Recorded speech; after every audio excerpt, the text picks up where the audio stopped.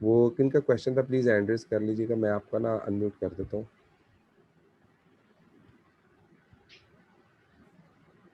Actually I want from you guys कि आप इसमें क्वेश्चंस कर लें, क्योंकि ना ये कुछ प्रॉब्लम्स ऐसी होती हैं जो बाद में ट्रबल करती हैं।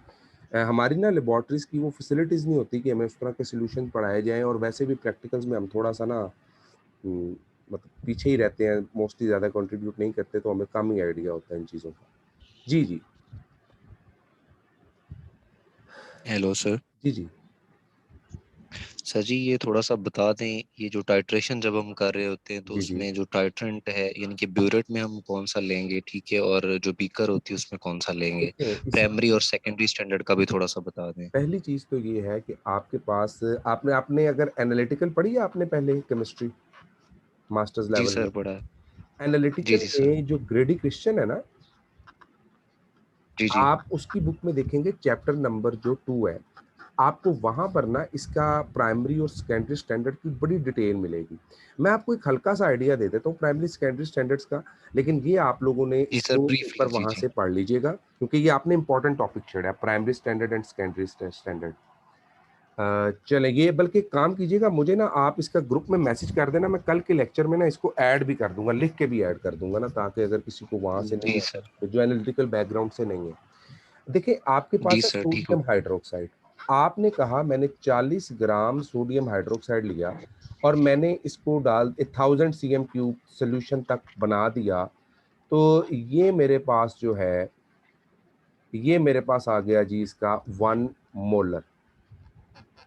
अब आपने कहा अगर ये 1 मोलर HCl है, तो इसके 10 cm³ हों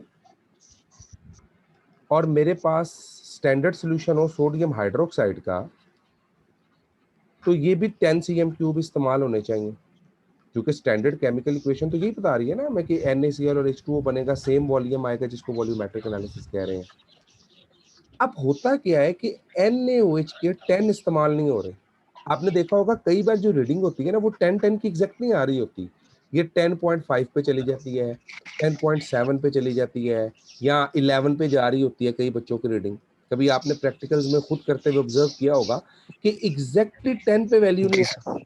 अब इसकी रीजन क्या है? इसकी रीजन है during the time of preparation. और वो क्या है? एक आदमी ने स्टैंडर्ड बनाना शुरू किया, उसने डब्बा खोला। अब ये एनालिटिकल प्रॉब्लम्स बता रहा हूँ। अब एनालिटिकल प्रॉब्लम्स ये कहती हैं कि आप इस डब्बे को जब खोल रहे हैं, आपने इसका लिड ओपन किया है, तो वाटर वेपर जो है, मॉइस्चर कंटेंट हवा में मौजूद है, और सोडियम हाइड्रोक्साइड एक बहुत जबरदस्त हाइग्रोस्कोपिक कंपाउंड है। और ये तो मैंने लिटरली इसका तजर्बा खुद से किया हुआ है कि जैसे ही मैंने इसको डब्बे को ओपन करके, इसके ना क्यूब से बने होते हैं गोल गोल से ऐसे, आप जैसे ही देखेंगे ये वाइट कलर का क्यूब होगा, आप इसको सिर्फ 1 सेकंड से 2 सेकंड के लिए एटमॉस्फेयर में रखें, आप देखेंगे कि ये सारा मॉइस्चर एब्जॉर्ब करना शुरू हो जाएगा। इसके ऊपर बकायदा मॉइस्चर एब्जॉर्प्शन नजर आएगी आपको। अब ये एक हाइग्रोस्कोपिक कंपाउंड है, वाटर तो इसने पहले एब्जॉर्ब कर लिया है, तो इसका मतलब सोडियम हाइड्रोक्साइड प्योर फॉर्म में तो मौजूद है ही नहीं। वो तो अब पहले से वाटर कंटेंट को एब्जॉर्ब किए हुए हैं। अब अगर वो पहले से वाटर कंटेंट को एब्जॉर्ब किए हुए हैं, तो अब मजीद इसके अंदर आप जब वाटर डाल रहे हैं, आपको लग रहा है वॉल्यूम 1000 cm³ है, एक्चुअली उसकी अमाउंट तो चेंज है। मतलब मैंने 40 ग्राम वेट किया है, एक्चुअल में तो वो 38 ग्राम्स है, और 2 ग्राम उसमें मॉइस्चर एब्जॉर्ब हो चुका है। तो ये हमारा प्राइमरी स्टैंडर्ड स्टैंडर्ड कभी भी नहीं बन सकता।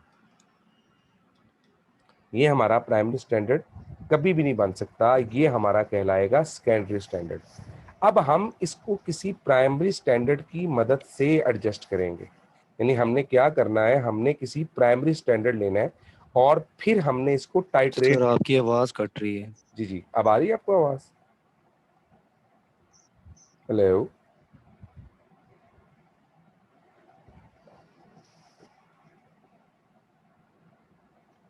सर, आपकी आवाज नहीं आ रही। जी अब आ रही है आपको? हेलो?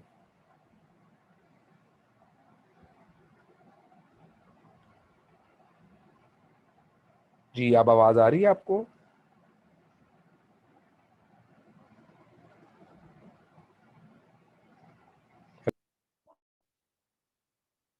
जी अब आवाज आ रही है आपको? हेलो। जी सर, अब आ रही है। अच्छा, चले। तो वो है तो नेट जी कनेक्शन सर, अब थोड़ा आ सा रही है लैग आवाज। कर रहा था नेट शायद। ओके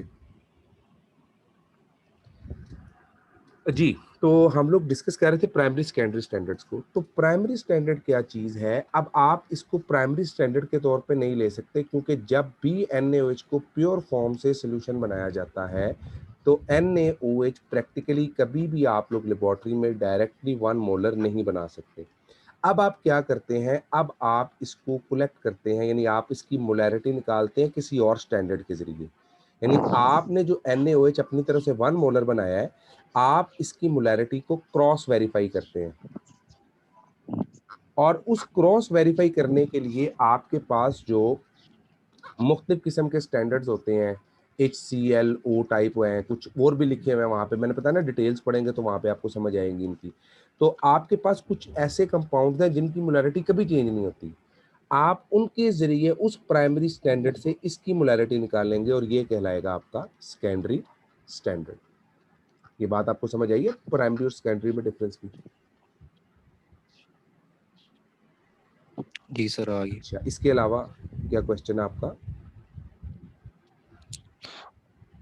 सर इसके अलावा अब सर मेरे ना वो मुझे क्लियर नहीं हो रहा था, मैं इसलिए पूछ रहा था कि नॉर्मली ऐसे होता है कि जो आई थिंक सो शायद ये NaOH ही होता है जो हम हाँ ब्यूरेट में हाँ, नहीं ऑलवेज लेते मैं हैं। बताता हूँ, देखिए।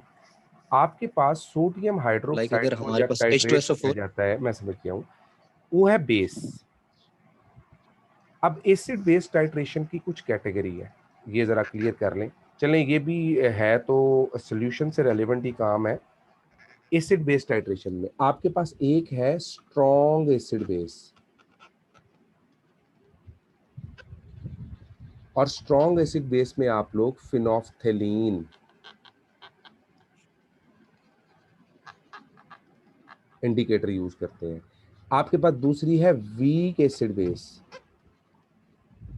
वीक बेस एसिड टाइट्रेशन, जिसमें आप यूज करते हैं मिथाइल ऑरेंज। अब इस कॉन्सेप्ट को जरा समझ लें। आपने जब बच्चों को हम करवाते हैं या हम खुद परफॉर्म कर रहे होते हैं जनरली, तो हमारे पास की जो कॉनिकल फ्लास्क है, इसके अंदर हमने क्या ऐड कर दिया, इसके अंदर हमने ऐड कर दी सोडियम हाइड्रोक्साइड, उसके साथ हमने ऐड कर दिया फिनोफ्थेलीन, HPH इसको लिखते हैं। अब इसका कलर पिंक हो जाता है, और आप इसका एंड पॉइंट निकालते हैं लाइट पिंक। अब अगर बेस कॉनिकल फ्लास्क में है तो एसिड किस में आएगा? ब्यूरेट में। सबसे पहली चीज ये आपको समझ आई। जी सर, आ गई। अगर मैं यूं चाहूं कि मैं एसिड को यहां ले लूं, आप बिल्कुल करते हैं, उसको कहते हैं बैक टाइट्रेशन। एसिड यहां पर ले लिया और इसके अंदर, सॉरी, कॉनिकल फ्लास्क में, और एसिड के साथ आपने डाल दिया इंडिकेटर, और फिर ऊपर से आपने बेस को ऐड करना शुरू किया। यहां पे सोल्यूशन था डार्क पिंक, ये डार्क पिंक कलर से लाइट पिंक कलर में चला जाता है। तो ये आपके पास आ जाता है किसकी कैटेगरी में? जब आप बेस को ब्यूरेट में कॉनिकल फ्लास्क में ले रहे हैं और एसिड को ले रहे हैं ब्यूरेट में। जब आप बात करते हैं एसिड और इंडिकेटर, जिसको बैक टाइट्रेशन कहते हैं, तो फिर आप क्या कर रहे हैं, फिर यहां पर आप लोग एक कलरलेस सॉल्यूशन को लाइट पिंक में कन्वर्ट करते हैं। तो मोस्टली हम जो मेथड कॉमनली यूज करते हैं वो ये वाला होता है, यानी हम इंडिकेटर डालते हैं और कलर चेंज होता है। टाइट्रेंट एंड टाइट्रेंट दो चीजें है ना। टाइट्रेट क्या है? वो मिक्सचर। जी सर। टाइट्रेंड एंड टाइट्रेंट दो चीजें और हम पढ़ते हैं, जिसको टाइट्रेट कर रहे हैं, जिससे टाइट्रेट कर रहे हैं। तो फिर आपके पास जो स्टैंडर्ड सोल्यूशन आता है, इसमें ये भी आपको देखना होता है आपका स्टैंडर्ड क्या है। स्टैंडर्ड सोल्यूशन आपने ब्यूरेट में लिया या स्टैंडर्ड सोल्यूशन आपने कॉनिकल फ्लास्क में लिया। तो ये आप यही अंदाजा कर लें कि जहां पर, जी मलिक हसन साहब जी, आप जहां पर आपने उसको बनाना है वहां पे आप उसको कर लेंगे। जी सर मेरा क्वेश्चन ये है सर, आपने लिखा है वीक बेस एंड वीक जी, एसिड सर, ये तो इसमें तो कोई इंडिकेटर ही नहीं होता सर, मैंने वीक बेस की ये तो बात की। टाइट्रेशन होती नहीं है सर। कौन सी? आप इसकी सर बात कर रहे वीक हैं? बेस और वीक एसिड सर। इसकी एग्जांपल बड़ी आपके पास है। जी सर आपने इसकी। अगर सोडियम कार्बोनेट देखा हो तो सोडियम कार्बोनेट वीक बेस है।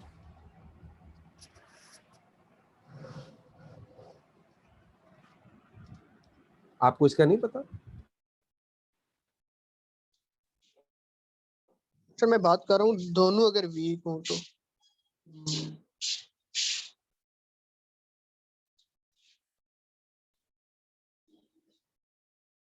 जी, तो आप इसका आपको नहीं पता कि ये वीक बेस कैसे है? नहीं सर, मैं बात कर रहा हूँ कि दोनों अगर वीक हो तो वो टाइट्रेशन नहीं नहीं, होती। आप क्यों नहीं हो सकती? आप एसिटिक एसिड ले सकते हैं। एसिटिक एसिड को अगर आप लोग सोडियम कार्बोनेट में डालते हैं, क्यों नहीं होती? ऑक्सैलिक एसिड एक वीक एसिड है। ऑक्सैलिक एसिड को सोडियम कार्बोनेट के साथ टाइट्रेट करवाया जाता है।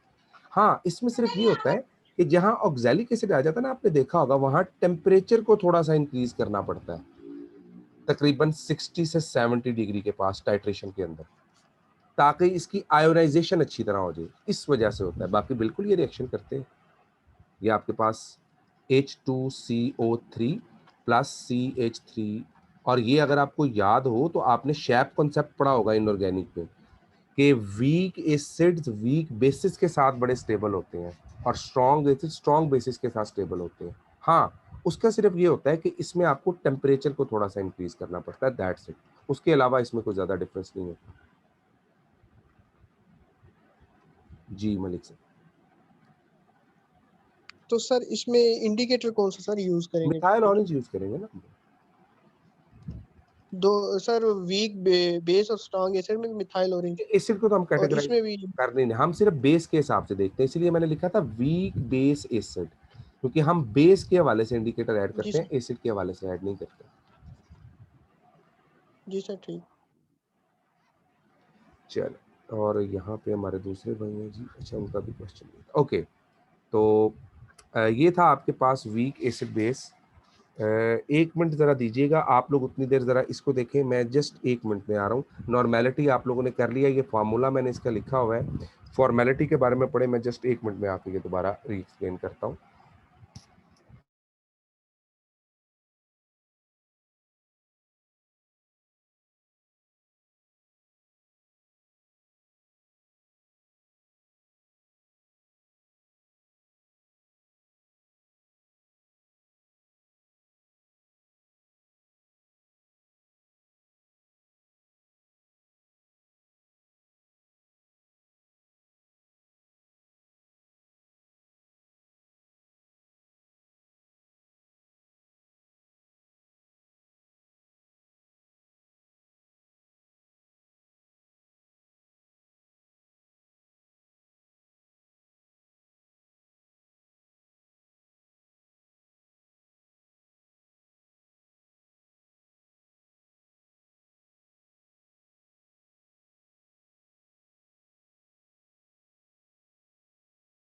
जी, तो अब ज़रा यहाँ गौर कीजिएगा थोड़ा सा फॉर्मेलिटी के ऊपर। अच्छा, फॉर्मेलिटी का कॉन्सेप्ट जो है ना वो भी नॉर्मेलिटी से मिलता जुलता है, लेकिन थोड़ा सा ना इसके अंदर एक डिफरेंस आएगा। देखें, अगर मैं बात करूँ, आपके पास है 1 मोलर NaCl सोल्यूशन। अब 1 मोलर सोडियम क्लोराइड में आप देखेंगे कि आपके पास 1 मोलर सोडियम बनेगा और इसी तरह 1 मोलर क्लोराइड आयन बनेगा। तो 1 मोलर सोडियम क्लोराइड में 1 molar sodium and 1 molar chlorine बन गया। अगर देखा जाए तो 1 molar solution of NaCl is forming actually 2 moles of ions. इसके अंदर आयंस का जो सोल्यूशन है वो दो, क्योंकि 1 मोल सोडियम की आयंस और 1 मोल क्लोराइड के आयंस। तो अगर टोटल आयंस को कैलकुलेट किया जाए तो ये कितने बनेंगे? ये 2 मोल्स बनेंगे। बेशक ये आयंस अकेले एग्जिस्ट नहीं कर सकते, लेकिन अगर आप इसको देखें तो ये फॉर्मेलिटी की टर्म कब यूज होती है? जैसे ग्लूकोज है, अब ग्लूकोज को आपने पानी में हल किया, ग्लूकोज के आयंस नहीं बनते, नो आयंस। अब क्योंकि इसके अंदर जितनी अमाउंट इसकी है, इसकी 1 नॉर्मल है तो ये भी 1 मोलर है तो ये भी 1 मोलर ही रहेगी, ये कभी भी कन्वर्ट नहीं होगी अपने आयंस में। तो मोलैरिटी के अंदर कई बार ये प्रॉब्लम आ जाती है कि आयंस की तादाद बढ़ जाती है, जबकि नॉर्मेलिटी में ऐसा होता है, फॉर्मेलिटी में ऐसा होता है कि आपने आयंस की तादाद को बॉदर नहीं करना होता। तो ये एक सिंपल सी डेफिनेशन थी। नंबर ऑफ फार्मूला यूनिट, यानी आयनिक कंपाउंड्स के लिए आप जो चीज़ इस्तेमाल करते हैं वो आप इसमें लेते हैं। 1 मोलर ग्लूकोज 1 फॉर्मल ग्लूकोज के बराबर होगी, लेकिन 1 मोलर NaCl का सोल्यूशन जो है वो आप देख सकते हैं कि एक्चुअली वो 2 मोल्स बन रहे हैं उसके अंदर ना टोटल। तो डिपेंड करता है केमिकल नेचर के ऊपर, कोई 1 आयन रिलीज कर रही है, कोई 2 आयन रिलीज कर रही है, कोई 3 आयन रिलीज कर रही है। तो आपने जो टोटल अमाउंट के हिसाब से लिखना होता है ना किसी चीज को, यानी आपने जब किसी भी चीज को टोटल अमाउंट ऑफ आयंस के हिसाब से लिखना है तो आप फिर फॉर्मेलिटी को यूज करते हैं। बड़ा सिंपल से, आप तो कई लोग इसको इस्तेमाल भी नहीं करते, ये सिर्फ वहां पे आता है जहां नंबर ऑफ आयंस को एग्जेम्प्ट करना हो या ऐड करना हो, तो वहां पे आप फॉर्मेलिटी को यूज करते हैं। फिर आ जाता है बड़ा इंपॉर्टेंट फैक्टर है जी आपके पास मोल फ्रैक्शन का। मोल फ्रैक्शन क्या चीज है? एक पार्ट की टोटल पार्ट के अंदर जो अमाउंट है वो मोल फ्रैक्शन है आप लोगों के पास। इसके अंदर आ जाते हैं आपके पास बड़ा इंपॉर्टेंट फैक्टर है पार्ट्स पर मिलियन, PPM। पार्ट्स पर मिलियन का फार्मूला देखें आप लोग, आपके सामने गिवन है। आपको मैं कह देता हूँ prepare 30 ppm solution of glucose in 1000 grams of solution. तो आपने ये देखें 30 ppm बनाना है, आपको नहीं पता कि कितना मैस यूज होगा 30 ppm बनाने के लिए, तो आप उसको 30 लिखेंगे ppm की अमाउंट, मैस आप लोगों ने निकालना है, divided by 1000 multiply by 10⁻6। Part पर 1000 में 10⁻3 आ जाएगा, पार्ट पर मिलियन में 10⁻6, बिलियन में 9 और ट्रिलियन में 12। पार्ट पर मिलियन, बिलियन, ट्रिलियन वगैरह वगैरह, ये सिर्फ आपने इसके साथ मल्टीप्लाई कर देना है। तो ये देखें अगर आपने 30 ppm बनाना है तो 0.03 ग्राम ग्लूकोज को डिजोल्व कर देंगे 1000 ग्राम्स ऑफ सोल्यूशन में। फिर आपको पता होगा कि लेस देन 4 ppm ऑक्सीजन, अगर डिजोल्व ऑक्सीजन कंटेंट हो लेस देन 4 ppm वाटर में तो वो पोल्यूटेड कहलाता है, जिसको आप dissolve oxygen DO value of water कहते हैं। नहीं जी, ये एक क्वेश्चन कोई भाई कर रहे थे हमारे से, आई थिंक सो किनका एक क्वेश्चन था कि हमारे पास लेबोरेटरी में जो HCl आता है वो वेट बाय वेट के लिहाज से आता है। वो किनका क्वेश्चन था? काइंडली वो हैंड रेज कर लें अगर उनका यहाँ से क्वेश्चन हम सॉल्व कर सकें, क्योंकि ये दो न्यूमेरिकल्स हैं तो ये मैं सॉल्व करवा दूँ, इसके आगे काम आसान ही है। जी मलिक हसन साहब की पेश है। सर जी मेरा भाई। क्वेश्चन ये था कि सर जो लैब के अंदर हमारे पास बॉटल्स आती हैं जी एग्जैक्टली, उनके बिल्कुल ऊपर ठीक। होती है HCl की, वो 12 होती है या 11 पॉइंट समथिंग होती जी है, 12 ऑलमोस्ट हम लेते हैं। ऑलमोस्ट 12 तो कहते सर हैं। उसकी, जी सर, तो उसकी जो नॉर्मेलिटी होती है वो भी 12 होती है। जी बिल्कुल। तो सर हम इसी तरह सल्फ्यूरिक एसिड है उसका 18 होती 18 है, तो मोलर उसकी के सर पास होती है और 2 जो है उसकी होती है मोलैलिटी 60, डबल हो जाती है ना उससे, मोलालिटी 36 36 हो कहते हैं, जाती है। बिल्कुल ऐसे तो ही। उसका मेरा क्वेश्चन है ये था कि जैसे फास्फोरिक एसिड है हाँ जी, उसकी या 3 फिर गुना बढ़ जाएगी, बिल्कुल नॉर्मेलिटी बढ़ती है ऐसे ही है। उसकी बता दें अगर आपके ज़हन में अगर है तो।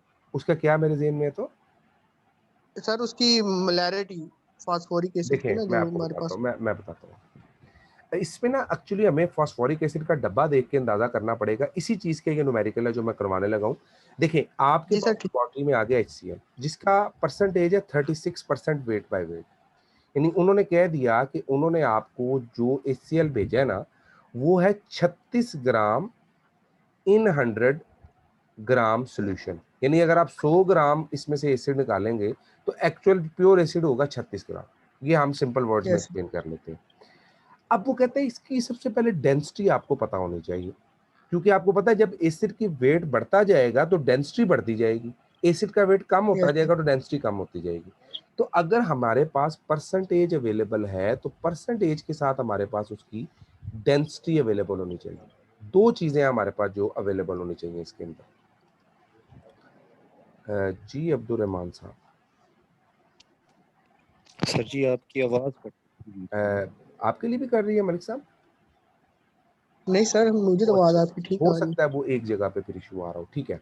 ओके, अब जरा तवज्जो से देखिएगा कि इसकी मोलैरिटी को हम निकाल रहे हैं। वो कहता है मोलैरिटी ऑफ HCl क्या होगा। सबसे पहले देखें 36% वेट बाय वेट का मतलब है मैस ऑफ HCl इसमें कितना है 36 और मैस ऑफ सॉल्यूशन कितना है 100। अब हमारे पास मैस ऑफ सॉल्यूशन आ चुका है जो कि है 100, जबकि मोलैरिटी हमेशा देखी जाती है 1000 में, ये बात आप लोग जानते हैं।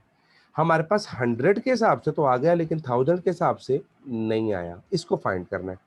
डेंसिटी का फॉर्मूला क्या है जी? Density is equal to mass per unit volume. Density की वैल्यू गिवन है, हमें नहीं पता उसमें कितना मास होगा लेकिन वॉल्यूम कितना होना चाहिए हमारी मोलैरिटी के लिए 1000 cm की। है। Yes sir. हमने इसकी यहाँ से मोलैरिटी मोलैरिटी निकाल के सॉरी वॉल्यूम निकाला, वॉल्यूम पुट किया और मास की वैल्यू निकाली तो वो कितना आ गया। अकॉर्डिंग टू डेंसिटी अगर उसकी Right. डेंसिटी 1.19 है तो उसके अंदर मास कितना होना चाहिए टोटल सॉल्यूशन का? 1190। सॉल्यूशन का टोटल मास कितना होगा? 1190। 1190. अगर आपके पास उसकी डेंसिटी है 1.19। ये दो बातें क्लियर होती हैं आपको कि अगर उसकी Yes, डेंसिटी है, sir. देखें ना, वन, ये दो चीजें आपने याद रखनी है कि अगर 1190 आपके पास आ रहा है टोटल मास तो उसकी डेंसिटी है जी 1.19। अब हमारे पास, हमें नहीं पता, ये सोल्यूशन का तो है, लेकिन इसके अंदर एक्चुअल अमाउंट कितनी है उसका हमें नहीं आइडिया। ये आपके पास सोल्यूशन का मास है, आपके पास मास ऑफ HCl नहीं है। तो मास ऑफ HCl कैसे निकाल सकते हैं हम जी मास ऑफ HCl निकाल रहे हैं by the help of what? हम अपने स्टैंडर्ड से कि 100 ग्राम अगर हमारे पास है तो उसमें था 36 ग्राम। भाई 1 ग्राम में कितना होगा? 1 ग्राम में आ जाएगा 36/100। और कितना आपको उसने गिवन क्या है? उसने कह दिया थी 1090, इतना ही है ना आपके पास। One- तो अब Yes, आपने sir. 1090 के हिसाब से इधर भी मल्टीप्लाई कर लिया, इधर भी मल्टीप्लाई कर लिया, तो कितना मैस निकला है आपके पास?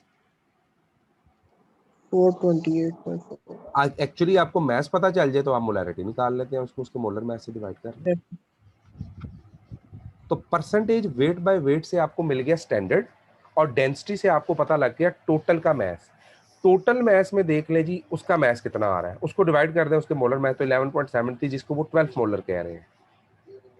ये बात Yes, आपको sir. क्लियर हुई जी? Yes, sir. इसके ठीक हवाले हो से गया. किसी का क्वेश्चन है तो प्लीज पूछ लें, क्योंकि ना ये तो होते हैं थोड़े से ट्रिकी भी होते हैं, और थोड़ा सा मैंने बताया कि हमारा इसमें इंटरेस्ट कम होता है सॉल्यूशंस के पोर्शन में खास तौर पे, क्योंकि ये बड़े अनोइंग से होते हैं। सॉल्यूशन बनाते रहो, एक कतरा भी ऊपर नीचे हो जाएगा, सॉल्यूशन सही नहीं बनेगा।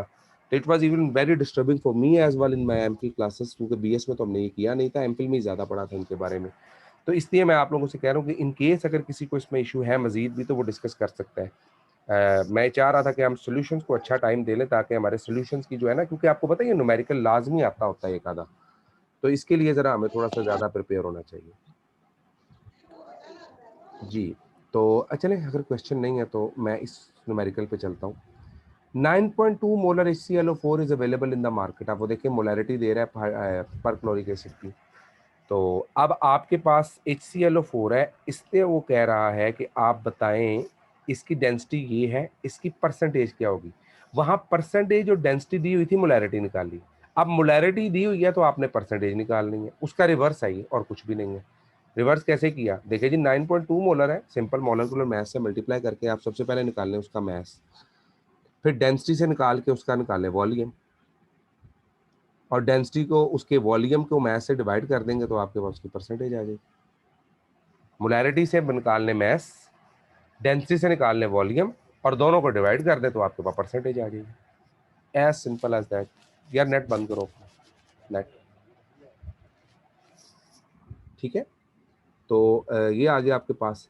अच्छा, इसके बाद ना सॉल्यूशंस की जो है मजीद भी अगर आपके पास कोई न्यूमेरिकल हुआ ना इसका, आपको लग रहा हो कि आपसे वो न्यूमेरिकल प्रॉब्लम सॉल्व नहीं हो रहा है इसका, तो वो आप ज़रूर ग्रुप में भेजिएगा या मुझे पर्सनली भेज दीजिएगा, मैं ना उसको कोशिश करूंगा सॉल्व करके रीसेंड कर दूँ। ले जी, लास्ट टाइम भी आपको पता वो एक एमसीक्यू थोड़ा ट्रिकी था, जो मोस्टली लोगों का मैंने सुना था गलत हुआ, और उसकी रीज़न ही ये थी कि वो प्रॉपर तरीके से ना, वो हाल ही बड़ा आसान था उसका, सिर्फ थोड़ा सा उस पर ना ट्रिक लगानी पड़ती है। जो ए लेवल्स अगर आप में से को पढ़ाता होगा ना तो उसको समझ आ जाएगी कि वो बड़े आसान चीज़ें हैं। अच्छा जी, इसमें लाइक डिजॉल्व लाइक का प्रिंसिपल है, सॉलिड को लिक्विड में डिजॉल्व कर रहे हैं, दो चीज़ों से होता है, एक हाइड्रोजन बॉन्डिंग की वजह से और दूसरा आयोनाइजेशन की वजह से। सॉल्यूशंस की तीन टाइप्स है, एक है कंप्लीटली मिसिबल, एक है पार्शियली मिसिबल, और एक है इमिसिबल। कंप्लीटली मिसिबल वो है जो सारे के सारे डिजॉल्व हो जाते हैं, पार्शियली मिसिबल वो है जो सारे के सारे डिजॉल्व नहीं होते। तो आपके पास यहाँ पर जो पार्शियली मिसिबल है उनकी अगर बात की जाए तो वो कहता है जी 2 लेयर्स आर फॉर्म, 2 लेयर्स बन जाती हैं पार्शियली। एक लेयर जो है वो दूसरे लेयर के साथ सैचुरेटेड सोल्यूशन होती है, यानी जिस तरह आपने देखा होगा तेल जो होता है, ऑयल, वो पानी के शोरबे के ऊपर तैर रहा होता है। तो ये 2 लेयर्स हैं, ऊपर वाली लेयर ऑयल की है और नीचे वाली लेयर पानी की है। तो अब आपके पास इस तरह की दो डिफरेंट लेयर्स नजर आ रही होती हैं, तो उसको कहा जाता है पार्शियली मिसिबल सॉल्वेंट्स। और पार्शियली मिसिबल सॉल्वेंट्स जो है, इसमें आप लोग ये बात याद रखेंगे कि दोनों लेयर्स एक दूसरे को डिसॉल्व कर रही होती हैं। अगर जैसे फिनॉल वाटर सिस्टम की बात करें ना, तो याद रखें कि फिनॉल वाटर सिस्टम इसी की एक बड़ी उम्दा एग्जांपल है। आपके पास फिनॉल की डेंसिटी है 1.07, ये लिखी नहीं बुक में लिख लीजिएगा, और वाटर की डेंसिटी है 1। इसका मतलब फिनॉल नीचे बैठ जाएगा और वाटर ऊपर आ जाएगा। अब ऊपर वाले सोल्यूशन में एक्सेस वाटर है, तो फिनॉल सोल्यूट के तौर पे बिहेव करेगा। 5% फिनॉल इन वाटर होगा आपके पास। जब टेम्परेचर 25 डिग्री है तो ऊपर वाली लेयर में 5% फिनॉल वाटर में होगा, और नीचे वाली लेयर में 30% वाटर इन फिनॉल होगा आपके पास। ये इसका एक डिफरेंस है। टेम्परेचर के इंक्रीज करने से वाटर जो है वो ऊपर वाली लेयर से नीचे वाली लेयर में जाना शुरू हो जाएगा, और जो फिनॉल है वो नीचे वाली लेयर से ऊपर वाली लेयर में जाना शुरू हो जाता है। अब टेम्परेचर के बढ़ने से ये स्टार्टिंग हो जाती है आपके पास मूवमेंट, और जब टेम्परेचर 65.9 अपर कॉन्सोलेट टेम्परेचर, या जिसको आप क्रिटिकल सोल्यूशन टेम्परेचर कहते हैं, ये वो टेम्परेचर होता है जहाँ पे सोल्यूशन जाके एक दूसरे के साथ मर्ज हो जाते हैं। इस सोल्यूशन में आपके पास 34% जो फिनॉल है और 66% वाटर सोल्यूशन बन जाता है। तो ये ऑब्जेक्टिव पॉइंट थे जो मैंने इसके साथ लिखे हुए हैं। फिनॉल वाटर सिस्टम का भी ऑब्जेक्टिव टाइम 17 में पूछा था उन्होंने पेपर में। उसके बाद जी अपर कॉन्सोलेट टेम्परेचर है, इसके अंदर आपके पास वाटर एनालीन सिस्टम है, और ये 15% के पास आपके पास आता है। इसका जो अपर कॉन्सोलेट टेम्परेचर है वो 167 डिग्री है। मिथानॉल साइक्लोहेक्सेन है आपके पास, और इसका अपर कॉन्सोलेट टेम्परेचर है 49.1। पार्शियली मिसिबल सॉल्यूशंस वो वाले सॉल्यूशन है जैसे वाटर बेंजीन हो गया और वाटर कार्बन डाइसल्फाइड हो गया, ये डिसॉल्व नहीं होते। फिर आ जाते हैं Henry solution laws, Henry laws of solubility में। तो ये गैसेस को लिक्विड में सोल्यूबल करने का पॉइंट है। तो नेचर ऑफ गैस पे डिपेंड करता है, सॉल्वेंट पे डिपेंड करता है, टेम्परेचर पे डिपेंड करता है, प्रेशर पे डिपेंड करती है इनकी values. Solubility of constant temperature, याद रखिएगा गैसेस की सोल्यूबिलिटी बढ़ जाती है जब प्रेशर बढ़ता है। ये आपने याद रखना है, ये बहुत इंपॉर्टेंट ऑब्जेक्टिव पॉइंट है कि गैसेस की सोल्यूबिलिटी तब बढ़ती है जब उसका प्रेशर बढ़ता है। और अगर हम बात करें नॉन रिएक्टिव गैसेस की, तो उसकी सोल्यूबिलिटी डिपेंड करेगी partial pressure of the gas in mixture के अंदर। आइडियल सॉल्यूशंस कौन से होते हैं, याद रखिएगा आइडियल सॉल्यूशन वो है जो राउट्स लॉ ओबे करते हैं, जिनका volume before and after change नहीं होता, एंथैल्पी चेंज नहीं होती, फोर्सेस ऑफ अट्रैक्शन चेंज नहीं होती, और वो ऑस्मोटिक प्रेशर लॉ को फॉलो करते हैं। Pi V is equal to N2RT। ये आप याद रखें, P V is equal to NRT होता है ना, ऑस्मोटिक प्रेशर होता है pi V is equal to N2RT। मेरे ख्याल से मैं इसको यहाँ पे वाइंड अप करता हूँ। टुमारो इंशाल्लाह ताला ना मैं यहीं से कंटिन्यू करूँगा। एक्चुअली आपका थोड़ा सा जो लेक्चर पिछला लंबा हो गया ना, उसकी वजह से यहाँ पे थोड़ा बहुत थोड़ी सी लैग आ गया, लेकिन कोई नहीं, अगर कल हमें एक एक्स्ट्रा क्लास आज की तरह मजीद भी करनी पड़ी तो मैं करवा के ना, कल अगर शाम को ना करवा सका तो कल रात को लाजमी इंशाल्लाह करके ना तो इसको वाइंड अप कर देंगे। तो कोशिश करें जी, आप लोग जहाँ जितने कोऑपरेटिव रहेंगे और जितना आप लोगों का होगा। टाइमिंग के हवाले से थोड़ा सा इशू है, आप जानते हैं कि ऊपर नीचे हो जाता है टाइम, तो उसके हवाले से मैं फिर भी थोड़ी मजबूरियाँ होती हैं अपनी अपनी भी। अदरवाइज फिर टाइम को मैं कोशिश करूँगा कि ज़्यादा फ्लक्चुएट ना होने दूँ। पूरी कोशिश करूँगा कि कल 4:30 बजे हम क्लास ले लें। इन केस अगर नहीं होती तो फिर भी हम इसको देख लेते हैं। ठीक है, जज़ाकल्लाह खैर जी, अल्लाह हाफिज़।